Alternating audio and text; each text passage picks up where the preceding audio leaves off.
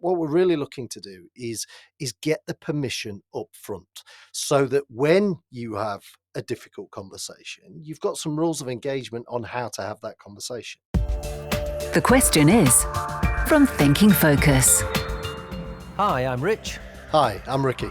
And the question is, how can I ensure my managers have the big conversations with their team members? What do you reckon? What do you reckon, Ricky?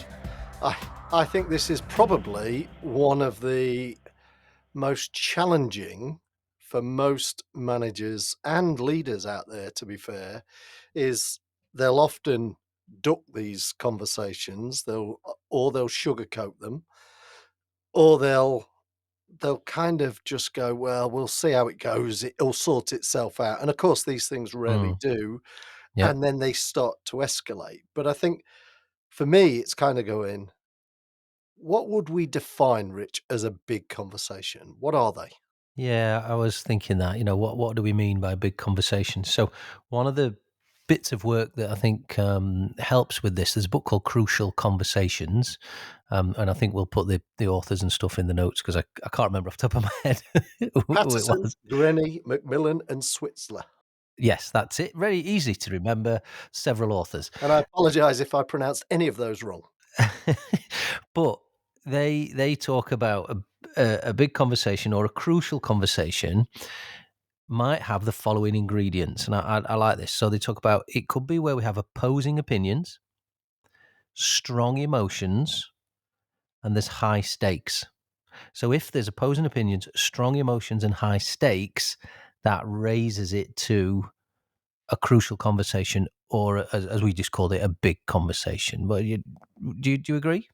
Yeah, and I think it can be any one of those, and I think clearly if it's got all of those components, Yeah, then it really is, isn't it? If it's got it all three. becomes probably more in the difficult conversation category, and often it's, how do you even start these conversations? How do you raise it? How do you even get it on the table to talk about? Often these things come up down the line because actually, if you tracked it back, we didn't set expectations correctly in the first place. So, we didn't have an expectation chat that said, whatever the issue is, let's take working remotely or from home or what have you. We didn't set the expectations as the manager. Look, here's what I'm expecting, or as the team member, actually, here's what I'm expecting, and then we might realize we've got opposing opinions very early on, so we've got to work through that. And I think quite often around all sorts of topics, not just one, about working from home or whatever, we don't set expectations. So therefore, you've already got potentially two different views of the world in two different people's heads. Yeah, and I think I completely agree. My personal experience, I was trained very early in my kind of management career is, You've had some training. yeah, a long time ago, I've got to be honest, but Oh, I'd never have guessed. well, thanks for that. Thanks for that vote of confidence. Sorry, did I say that out loud? Uh, yeah, you did. Um, but I learnt this very early on, and it was kind of one of those epiphanies for me because, I always thought, "Oh, I'm good at giving feedback. I'm quite straightforward." But the problem was, Hmm. I'm not very good at it because I would say, "You're doing it wrong," or "You're doing really well," but I wouldn't give anybody anything meaningful in order to go away. Nothing was purposeful about the feedback that I gave. But the point that comes before that is to go, look, let's have the psychological contract of how we're going to deal with things when things aren't going as we expect. So there'll be things I do as the Mhm. manager, and there'll be things you do, and how do we resolve them and address them? What you're really looking to do here, and we've got a video on this, but what we're really looking to do is get the permission up front, so that when you have a difficult conversation, you've got some rules of engagement on how to have that conversation. Yeah, because you had this conversation up front that said, "Look, if this doesn't work out, how are we going to address it?" Is that what you're saying? Exactly that, yeah. Yeah. And so it's not the same as having a, your goals are this and your goals are that. This is a psychological contract that says, when you challenge me or when we've got something that we need to resolve, a crucial conversation, How are we gonna do that? Where are we gonna do that? And when are we gonna do that? Are we gonna sit on it for 3 weeks and let it escalate so those strong emotions start to really boil?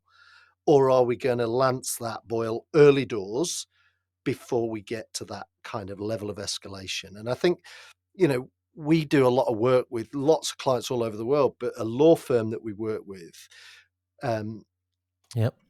talked to me about the impact of not having these difficult conversations, and they identified 4 where the managers hadn't had the conversation with their team members, and actually led to probably, I think it was 120 plus thousand pounds worth of cost to resolve it because it had gone so far. HR Yep. were now involved. The Yep. person was so distressed, and therefore it was irrecoverable, and therefore they left. And of course, you don't want tribunals, you don't want those sorts of things. But all of that could have been resolved if we'd have had that conversation much earlier. So, I mean, it does take courage sometimes, though. Let's say we haven't done that and it's gone down the line and there's now an issue. It does take courage on the behalf of the manager to raise the issue and have the conversation. I think it's courage on both sides because if I'm the member of team, I've now got an authority bias to kick in that goes, how are they going to take it when I challenge them? And that's why this expectations piece is crucial. Absolutely. But I think if whoever's going to start the conversation needs to go first, don't they? So they need some courage to say, I know this is going to be tricky, but I'm going to raise it. Um, so that's important. It's important that you have the courage. It's also important that as managers, one of the things we realize is that we are being paid to have these difficult conversations. That's one of the things that comes with the job, isn't it? Comes with the territory, yeah. That it's my job to not ignore these things, but to raise them and to have them. Um, so I think courage is important. It's also a good thing to do if you've got to go into some of these conversations where you realise there's opposing opinions, high stakes, and strong emotions, is to think the angles through. Think the angles through before you go into it. So get some help from someone else, talk to her, whether it's a coach or a colleague or whatever, or your manager to say, here's the issue. Here's how I'm going to approach it. I've thought through how that might be received. I've thought through, is it me? How can I do it differently? I've thought through what the outcome might be if we do this or go here. But get another opinion to look at the angles because being prepared really helps, doesn't it? Yeah, definitely. And I think that alternative perspective, almost, it reminds me of the Adam Grant thing where he talks about, listen, sorry, argue as if you're right, but listen as if you're wrong. And I'm sure there's other bits to that, but goes, what am Yeah. I missing here? What is going on in their world that's causing them to think and feel like this? Because we have this great way of overstating what the issue really is, which is why dealing with things early is important. Mm. But also, what are we both trying to achieve here? Because I very much doubt we're both trying to get in each other's way. We're just trying to get something done. We might disagree on how we go about that. Homeworking is a classic, and I know you and Paul have talked about that. Yeah, in a previous one. Yeah. And you go, "That can be really emotional." Do you not realize that I've got to pick the kids up from school and I've got a house to run and I've got all of these things that suddenly escalate, and that all of us have to muck in from time to time, and we can start to catastrophize the whole conversation when actually it's just a case of how do we get on a shared understanding of what we're both trying to achieve, which is do the job in front of us. It's sometimes as well, going back to courage, few of these difficult conversations I've had, because sometimes working with organizations like we do, we are part of these difficult conversations. We have to help with these difficult conversations. And sometimes it's just raising the issue. If you raise it, you suddenly find you sometimes find the other person goes, "Oh, thank God, we do need to talk about that. I've been worrying about this. I didn't know what to do." Yes, yes, and I think they're like a cry for help here, aren't they? Sometimes, yeah. It goes, "I'm struggling. How do we move forward with this? Because the feelings, the emotions, the stakes involved, all of that makes it feel like it can be overwhelming. And of course, the longer it takes, the worse that's going to get. But I think, courage definitely. We've got to be able to step up and have those conversations. And like you say, managers, you're paid to do this. And I think, I mean, I had a situation with, I was coaching a guy who'd basically was told he was in Last Chance Saloon. Nobody was prepared to Mm, give him the feedback about his behaviours, mm, so they left it to me. So I was the one yeah, firing the bullets, and I'm just going, I'm holding the mirror up here. And once we got past the anger of mm. frustration that people hadn't bothered to tell him, or hadn't told him in a way that landed for him, um, actually we move forward at a hell of a pace, and now his team are recognised and celebrated as a real contributor. They really valued the work that we did, but the reality is that skill set should sit inside. Well, let's think about that as well, because the question we asked at the beginning: how can I ensure my managers have the big conversations with their team members? One of the things for organizations to think about is to equip managers with the tools to be able to do it. So, if we're not equipping them with tools to be courageous, to raise difficult topics, and how to have that conversation, how to be vulnerable in the conversation, how not to make assumptions, what words and phrases that they might use that can help, where to get help from themselves. If we're not giving them the skills, we can't really expect them to do it. Some people in life will naturally be better at this kind of thing because they've got a natural skill set. Maybe they've got experience. Some people might be personality things that affect it will not be as good. Like everything we all have in all walks of life.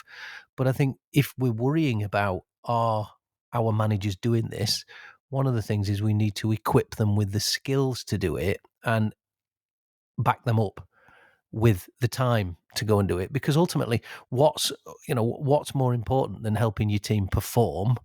And part of that is having some of these conversations. You're absolutely right. I think the interesting thing is we do a lot of work around this concept of interference, which can be noise, it can be baggage, it can be the way we do things.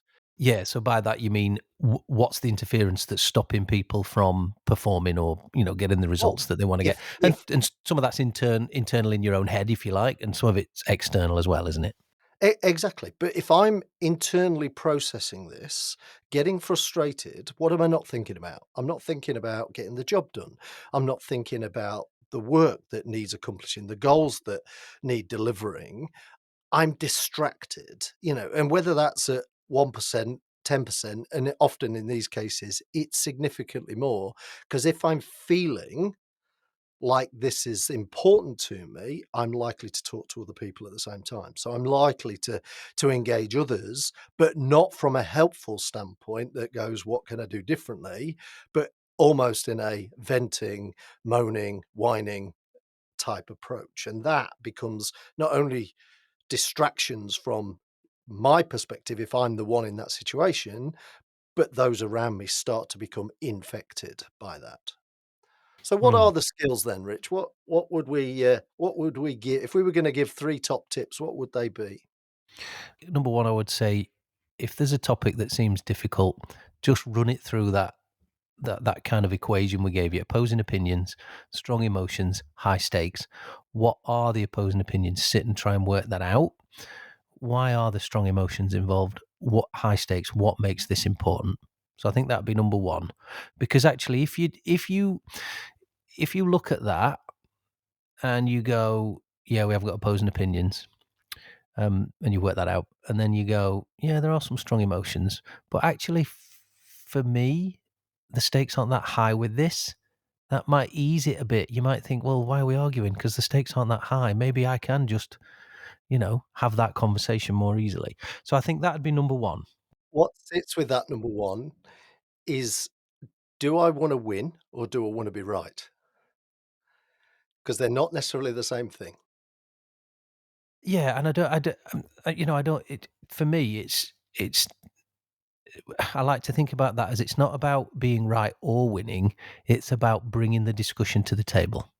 Yes. That's the job that you've got to do, and it's not about winning or being right, it's about bringing the subject to the table. If you do that, you're on track, you're doing a good job. It's when you're not doing that, bringing it to the table, these problems exist, or it's when you're convinced that you're right and you're not listening, or you want to win because 'cause you're on a power trip.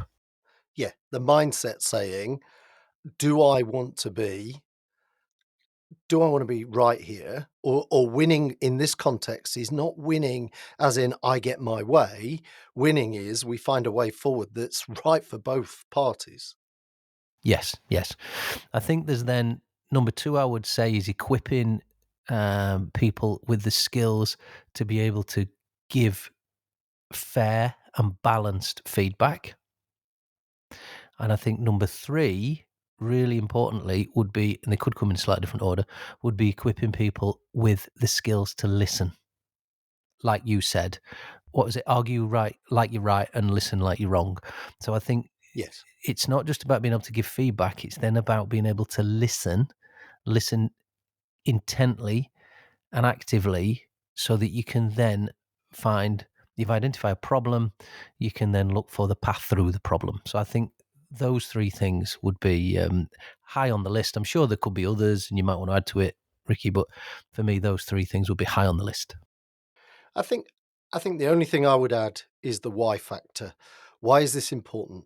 Why is it important to you? Why is it important to me? Because actually, when you start to talk about why this is important, actually, we might find that we've just got 2 different ways of achieving the same thing. Yeah, So and the shared why is normally we wanna get the job done. So does it matter where you work using that example that we mentioned earlier? Does it matter that, that you wanna do it in steps 5, 7, 9, and 12, and I want you to do it in 1, 3, 4? Doesn't matter so long as we get the outcome at the right quality, the right cost, yeah, and at the right time. So, again, the win is delivering what the intended outcome is. Being right is you do it my way. And we know we've been in that situation before, haven't we? Where, yeah, we work for a guy yeah, who yeah, insisted it had to be his way, and you go, "Well, as far as I'm concerned, it's the outcome that's important." yeah, definitely. Next time on The Question Is. If you work out that we're actually 90% aligned, it's really hard to fall out about the last 10%. Because falling out over the 10% means giving up on the 90, and most of us do. Most of us don't want to do that. To find out how Thinking Focus can unlock the potential within your organization, go to www.thinkingfocus.com, where you'll discover more about the work we do, helping our clients increase productivity and enable change.